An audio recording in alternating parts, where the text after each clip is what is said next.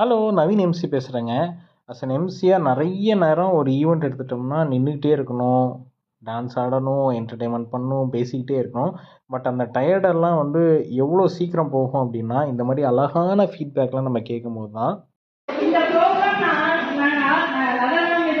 Organise பண்ணதுக்கு first நவீன கண்டிப்பா கூப்பிடுறது சொன்னது சார்.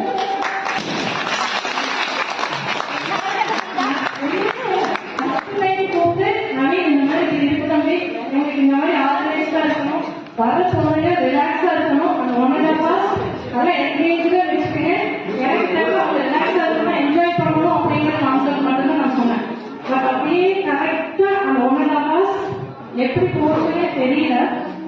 வெளியே போய் இப்போ நான் டாக்டர்ஸ் எல்லாத்தையும் டின்னருக்கு கீழே அனுப்பிச்சோம் சொன்னாங்க, தேங்க்ஸ் சொல்ல சொன்னாங்க. நல்லா